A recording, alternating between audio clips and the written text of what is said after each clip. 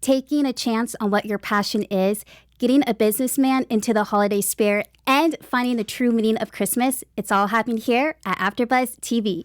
Stay tuned. I'm Maria Menounos, and you're tuned in to AfterBuzz TV, the ESPN of TV talk. Now, let the buzz begin.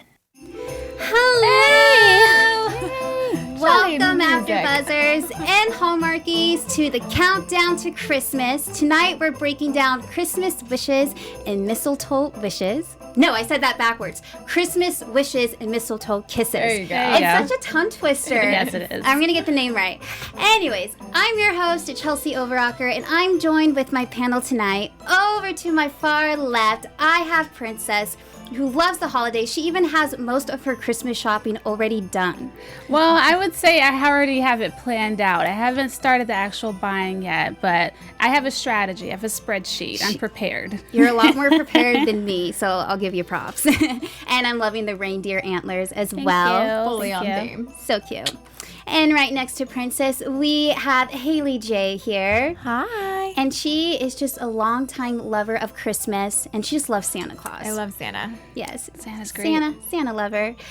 Well, for tonight, we're breaking down the movie. We're going to be discussing it. We're going to be giving our thoughts. And then we have the top 3 moments of the movie, ones that we really just want to highlight. And then we have our Hallmark Essential Checklist. So we came up with a checklist that we think every Hallmark movie has, and we're going to rate it to see if this movie has those checklists too. And then we have our special segment, Gift Giving Ideas. Haley's going to break it down and pretty much give her thoughts on what she thinks you should give this holiday season. So let's get into it. What was your overall thoughts with this movie?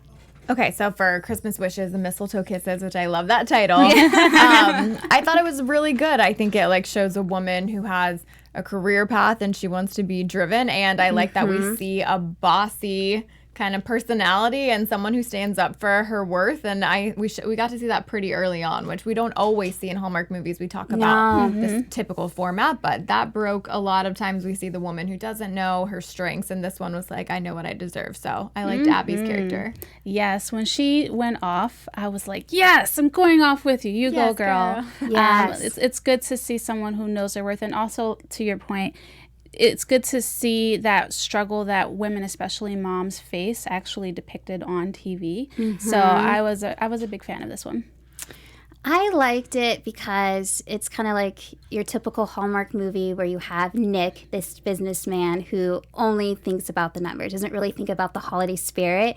And I think it's a cute way how Abby kind of tears that down, and he slowly realizes that he cares more about spending time with your family, and it's not all about the numbers. So I thought that was a really cool way of how they did it, and getting her in the house and her taking on this lead role. So I think as a woman lead role, kudos to Hallmark for that. What do you guys think about Kate and this dynamic with the assistant not thinking Abby is really able to be in her position? What do you think about that? I hate seeing women kind of bash or not support women. So I wish that she could have been a little bit more supportive, but at the end of the day, saw her character evolve because she apologized. That's true. And said we that did see an evolution. She was wrong. Yeah. I, for a second, thought Kate was interested in Nick the whole time.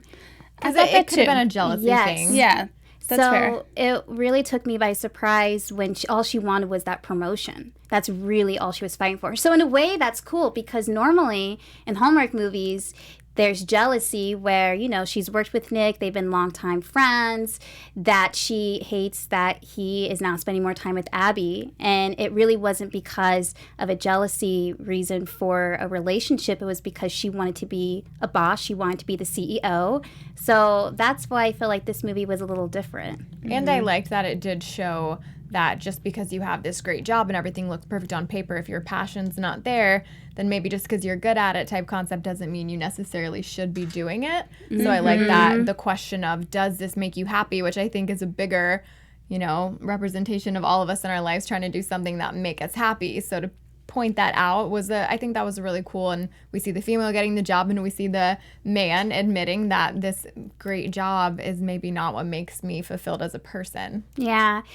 What I really love, too, is the turning point with Nick, because he's all into business, But then when he starts spending more time with Abby, when his, first of all, his meeting gets canceled, and then he has to spend time with her, and they go furniture shopping, I felt like that was kind of the turning point in their relationship. Yeah. What do you guys think when they were going furniture shopping and she was getting him into the holiday spirit? I love seeing a person go after what they want, especially when it comes to relationships. I feel like we've gotten to a point where it's kind of the norm to be in this situationship or this very unclear how does this person feel, but I felt Situationship. I like situationship. Situation. Can I use that in the future, by the way? Yes, turn into a hashtag. I don't remember where I got it, but sure. But yeah, I love seeing him decide that, you know what, I want to pursue this woman. I'm going to make it a priority. I don't care what meetings I miss. And I was just happy to just see that on television, and I hope I can get that in real life. I have faith that you will, Princess. Yes, no thank you. doubt, no doubt. What about you, Haley? Yeah, I agree. I liked seeing that it was not the typical relationship, and we always do see them kind of fighting and trying to figure out, you know, do I like this person? Is it all in my head? But clearly, as the viewer, we can tell like she's slowly morphing him into more of a family guy, and then in turn, he's learning that she was the person to bring that out of him. Yeah. It's like a Christmas miracle.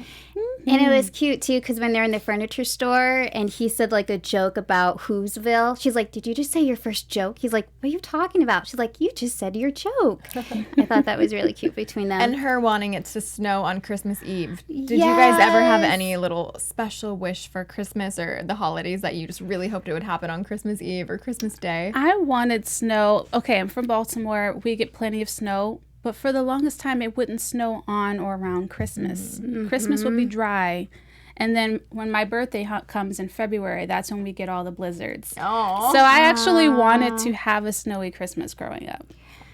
Mine would be just trying to get back home to be with my family. My mom is in Colorado, but I would fly out to Colorado, and then we would drive back to Iowa. It was a 16-hour drive. But the weather back in the Midwest is awful. I just remember I was back there one time. We had a really bad snowstorm. Like, we live on a farm, so like the snow comes up to like here with the wind drifting. I mean, you're snowed in for days. So when you say snowstorm, I've experienced the worst of the worst.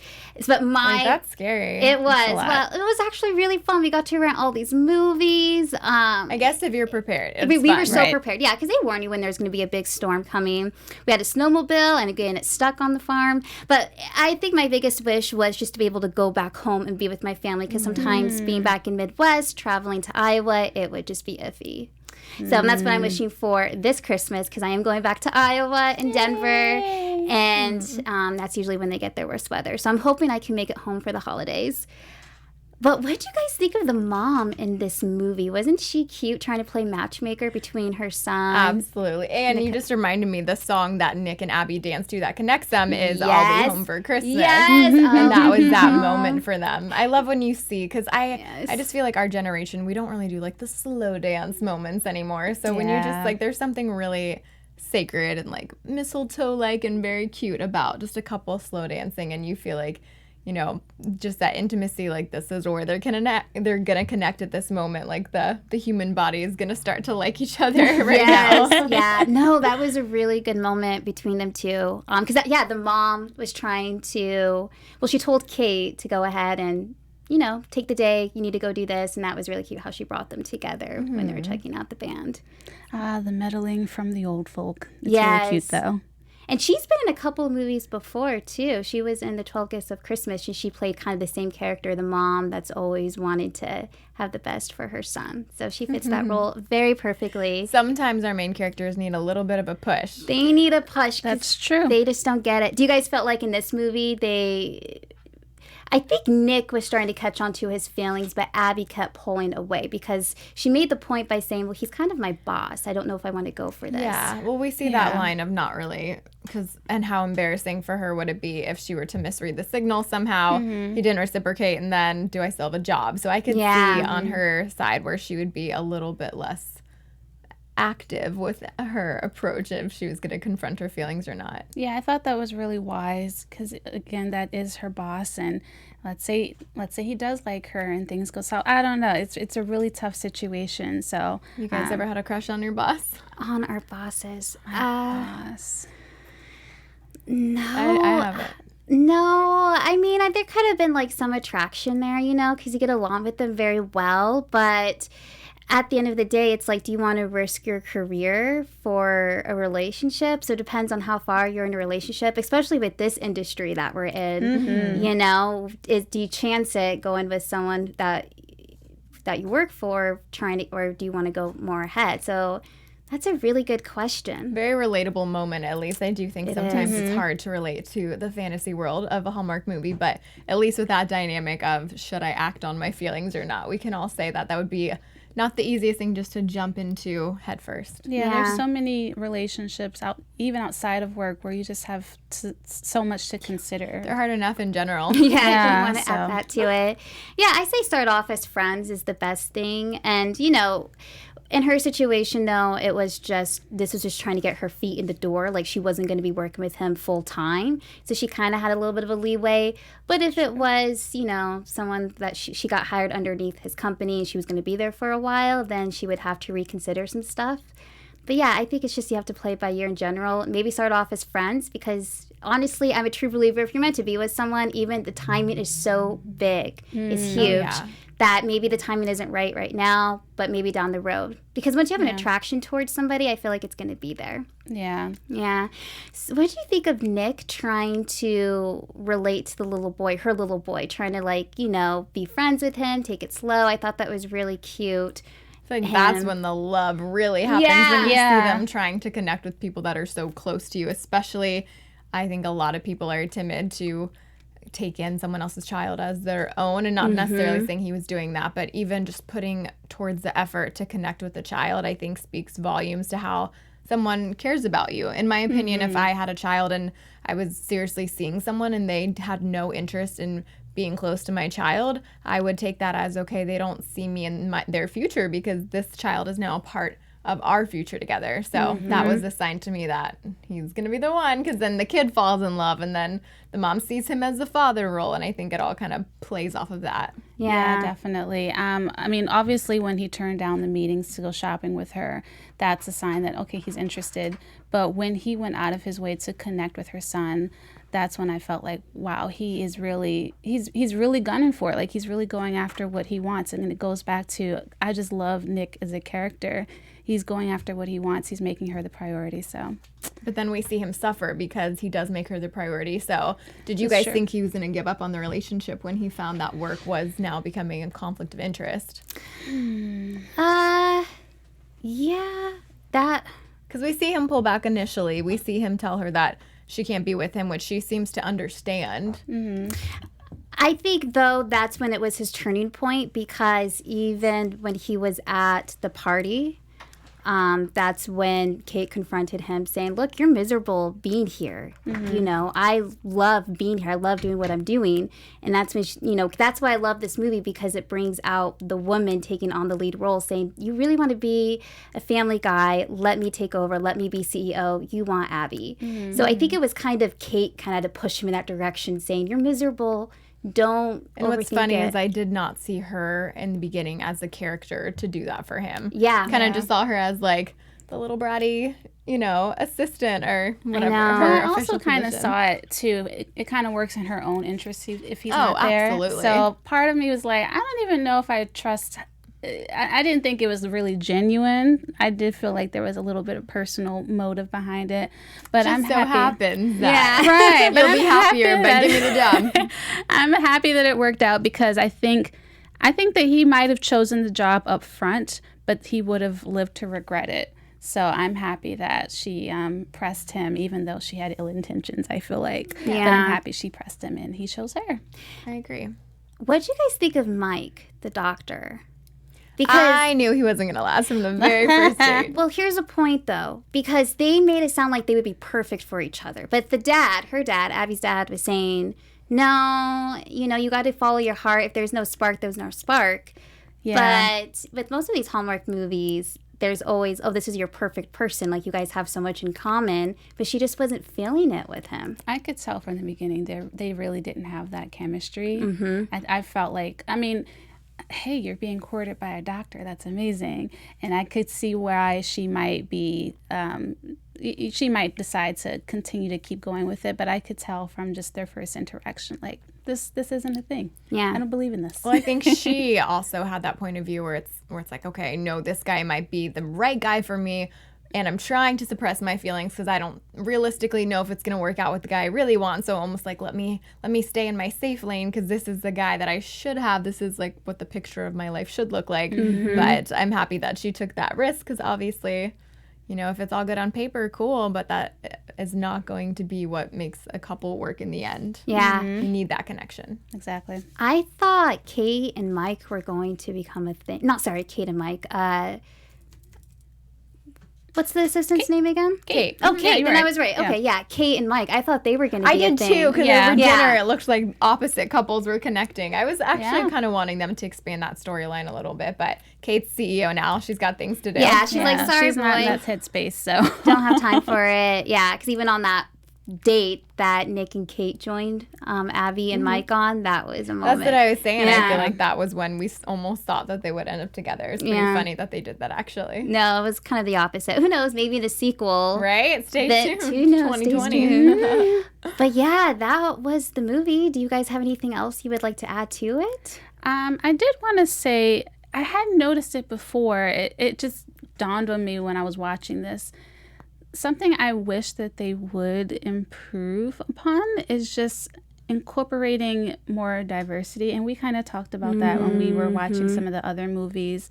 Even in the background cast, I just didn't see any people of color. And these are people, I understand that they're in small towns, but I there's don't think that's an diversity. excuse, honestly. There's diversity Yeah. everywhere. To be so honest, I yeah. wish they would really work on that. That's the one knock that's a I will good say. point. Hallmark, if you're watching, you know, we love Christmas movies. We love the spirit and everything behind what the Christmas movies do, but I do think it's 2019. I really think it's pretty inexcusable to not include more types of people Yeah. of all walks of life in these movies. We should be seeing that, and I think that's a little ridiculous, to be honest. I know last year they had one movie that was a full black cast, but even having mixed One couples, movie? I know it's pretty sad. Yeah. But just having one movie where there's a mixed couple, because I'm going to be honest, all of my ex-boyfriends are white, and you know, it'd be kind of cool for me to relate. Like, oh, it'd be cool Yeah. if there was like a black woman and a white man. Well, even the fact that they need a separate movie of an all-black cast, it's like, why even have any of that diversity at all? Let's just Yeah. include everyone from the Right. get-go, not make it, you know what I'm saying? Like, not Yeah. make even a special event. Like, why does it even have to be that way? And these are universal stories. I feel like you could insert diversity, I guess, for lack of a better word. You can take almost any character and just cast a diverse person in that Right. role, and it would still be universal, and it could still Yeah. work. So hopefully, maybe in 2020. I'm glad you it's said okay. that, and That I was a hope good that point. we're not the only ones saying that, and Hallmark will pay attention to that moving forward. Yeah. Well, another thing we were paying attention to was our top 3 moments of the movie. And for this, we narrowed it down to Abby sticking up for herself during the interview and landing that job. We just loved it because it really just showed woman empowerment. And this was her passion going into interior design. So we thought that was really cool. The second one we all agreed on was when Nick buys her the Nutcracker because the Nutcracker reminded her of her mom. was so and cute. yeah, and he delivers it to her house, just a way to say thank you so much for taking on this project, helping my company out. And that's when I feel like you see the turn where Nick is getting into his holiday spirit. It's not all about just business for him. And then the third one is when Nick realizes that Abby's more important than his work, and he decides to take a step down and have Kate be CEO. So those are our top 3 moments for the movie. Now we have our Hallmark Essential Checklist. And This is the fun part. this is the Yes. fun part. So with every Hallmark movie, we have this idea of what we feel like every Hallmark movie is supposed to be about, the format. So we have the denial of the relationship in general. So the couple denies that they don't have any feelings for each other. The family influenced the relationship, or someone kind of pushes the couple towards each other. Then there's always some type of deadline, whether it's a work or an obligation. And then you always have an attempted first kiss. And then one character is successful in the movie.